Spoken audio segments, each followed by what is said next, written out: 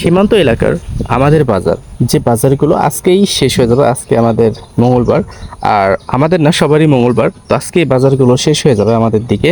তবে বাজারগুলো আমাদের এখানে মূলত কেমন ছিল এবং এখান থেকে কাস্টমারগুলো কেমনভাবে গরুগুলো কিনে নিয়ে গেছে সব কিছু থাকবে আমাদের এই ভিডিওটির মাধ্যমে। এই নাম্বারটি দেখছেন যারা ঈদের পরে খামার উপযোগী গরু কিনতে চাচ্ছেন এবং মোটামুটি কম দামের মধ্যে কিনতে চাচ্ছেন, চাইলে যোগাযোগ করতে পারেন। আর এই নাম্বারটি আমার নাম্বার, চাইলে আপনারা আমার সাথে যোগাযোগ করতে পারেন যারা বিশেষ করে যোগাযোগ করতে চাচ্ছেন তারা। আসসালামু আলাইকুম, কেমন আছেন আমার সকল প্রাণপ্রিয় ভাই ও আমার সকল কলিজার টুকরার বন্ধুরা? আশা করছি আপনারা সকলেই ভালো আছেন। আলহামদুলিল্লাহ, আমরাও আপনাদের দুয়াই এবং ভালোবাসাই আল্লাহ পাকের অশেষ রহমতে আমরাও ভালো আছি। তো মূলত আমাদের এই বাজারগুলো কেমন ছিল ঈদের জন্য, বা ঈদের গরুগুলো কেমন সোল্ড হয়েছে, তো তুলনামূলকভাবে গত বছরের চাইতেই কিন্তু গরুগুলো মোটামুটিভাবে খুব কম সোল্ড হয়েছে। তবে হ্যাঁ, যে গরুগুলো ছিল সেই গরুগুলোর দাম, বেদাম এবং ভালো বাজার, খারাপ খারাপ বাজার মিলিয়েই কিন্তু গরুগুলো সোল্ড মূলত আমাদের বাজারগুলো থেকে হয়েছে। তো আমাদের এইখানে বিহারি বোল্ডার গরুগুলোর দাম মোটামুটি কেমন ছিল? আমাদের এখানে বোল্ডারগুলো যারা কিনেছে তারা 40,000 টাকার নিচে কেউ কিনতে পারে না এই মন আকারে। মানে 45-50 হাজার টাকা মন পর্যন্ত, 60,000 টাকা মন পর্যন্ত অনেকেই কিন্তু বোল্ডার কিনেছে। এবং এই গরুগুলো দেখছেন 1.5 লক্ষ টাকার লট আকারে এই গরুগুলো বিক্রি হয়ে গেল। গরুগুলোর ম্যাক্সিমাম শরীরে মাংস আছে প্রায় 4.5 মণ মতো। এইগুলো বিক্রি হয়ে গেল, এগুলো নিয়ে গেল নোয়াখালী সোনাইমুড়ির পাটিরা। এছাড়াও আপনারা এখানে অসংখ্য গরু দেখেছেন যারা বাজারগুলোতে আসছেন, এবং বাজারগুলোতে গরুগুলোর দাম বিশেষ করে আসলে আগুনের মতোই ছিল। এবং এখানে যারা গরু কিনেছে, বিশেষ করে আমাদের রেফার ছাড়া আমাদের ভিডিও যারা দেখে আসছে, অনেকের ফিডব্যাক ভালো ছিল, অনেকের ফিডব্যাক কিন্তু হতাশাজনক ছিল। দেখেন, এই গরুর বাজারগুলো মূলত যখন শুরু হয়, বিশেষ করে দেখা যাচ্ছে 15 থেকে 20 দিন পর্যন্ত কিন্তু আমাদের সীমান্ত এলাকার বাজারগুলো চলমান থাকে। এবং এই 15-20 দিনে 15-20 রকম বাজার কিন্তু আসলে হয়ে থাকে। কোনো দিন কম, কোনো দিন বেশি, কোনো দিন আদতেই কাস্টমার থাকে না। তাই বলে কি গরুগুলো বিক্রি হয় না? গরুগুলো বিক্রি হয়, কারণ এদের কাছে একটা হিউজ টাইম থাকে। কারণ এরা তো আর দেখা যাচ্ছে সিজনাল ব্যবসার পাশাপাশি দেখা যাচ্ছে রেগুলার ব্যবসা করে থাকে।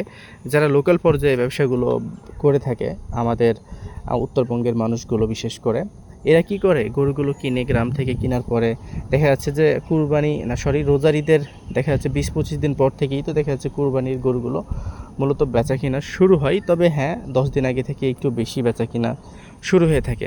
তো আমাদের এইখানে গরুগুলো দেখছেন ইন্ডিয়ান ভেরিয়েন্ট, দেশি ভেরিয়েন্ট, সকল ধরনের ভেরিয়েন্টের গরুগুলো কিন্তু মূলত আছে। এখন আমরা যেটা বলে থাকি যে বর্ডার এলাকা, আমাদের একটা প্রথমত যেই বিষয়টা থাকে, যখন আমরা বর্ডার এলাকা শুনি আমাদের ইন্টেনশন থাকে বর্ডার এলাকাতে গরুর দাম কম হবে, বর্ডার এলাকাতে গরু অনেক থাকে বা ইন্ডিয়ান গরু পাওয়ার সম্ভাবনা থাকে।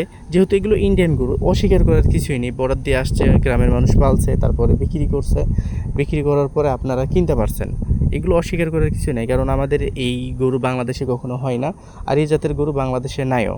সো এই গরুগুলো পুরোপুরিভাবে ইন্ডিয়া থেকে আসে, এবং হচ্ছে যে এই গরুগুলো হয়তোবা যে গর্ভপাত করার যে বিষয়টা রয়েছে, হয়তোবা বাংলাদেশ খুঁজে 2-1টা পাওয়া যাইতে পারে। তাও আবার ইন্ডিয়া ফিমেল জাতের গরুগুলোকে কখনো বাংলাদেশকে দিতে চায় না। শুধু ফিমেল জাতের না, মেল জাতের গরুগুলোকে, যেগুলো নন রেডি গরু সেগুলোই দিয়ে থাকে, যেগুলো রেডি করতে পারে না সেই গরুগুলোই কিন্তু ইন্ডিয়া মূলত প্রোভাইড করে। এই যে গরুগুলো দেখছেন নোয়াখালীর পার্টিরা কিনে নিয়ে চলে যাচ্ছে। আমাদের এইখানে গরুর দামগুলো আসলে কেমন ছিল, আমি আবারও বলছি, আমাদের এখানে গরুর দামগুলো অনেক বাড়তি ছিল, এবং আসলে এতটাই বাড়তি ছিল যেটা আমার কাছে মনে হয় যে অনেকটাই বাড়তি ছিল। কারণ যে দামে গরু কিনেছে আমাদের এলাকাতে বাইরের পার্টিগুলো, এই দামে গরু কিন্তু বিক্রি করা ইটস টু মাচ ডিফিকাল্ট। কারণ বাংলাদেশের প্রত্যেকটা বাজারগুলোতেই কিন্তু ক্রেতার যে আবির্ভাব, বিশেষ করে যারা কুরবানি ক্রেতা আছে বা দাতা আছে, তারা কিন্তু গরুর বাজারগুলোতে সেই রকম কিন্তু আনাগোনা করছে না। এবং 2-3 বছর না, দীর্ঘ 4-5 বছর যাবৎ কিন্তু ব্যবসা হচ্ছে না। এখন যারা নিউ কামার্স এই ব্যবসাগুলোতে ইন্টারফেয়ার করে বা দেখা যাচ্ছে যে ইনপুট হয়ে যায়, তাদের ধারণা যে দালালের মাধ্যমে গরু কিনলেই কিন্তু ব্যবসা হয় না। আপনার এটা ভুল ধারণা।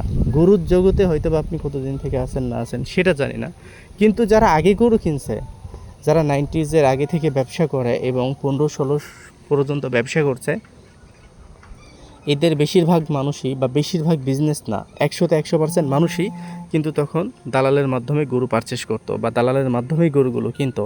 এটা হয়তো বা আপনি জানেন না। কেউ যদি আপনার এলাকাতে ব্যবসা করে থাকে, ওল্ড ব্যবসায়িক বা দেখা যাচ্ছে যে সে আগের ব্যবসায়িক, তাদেরকে জিজ্ঞেস করবেন, তারা নিজ হাতে কখনোই গরু কিনে নেয়, তারা দালালদের মাধ্যমেই গরু কিনিয়েছে।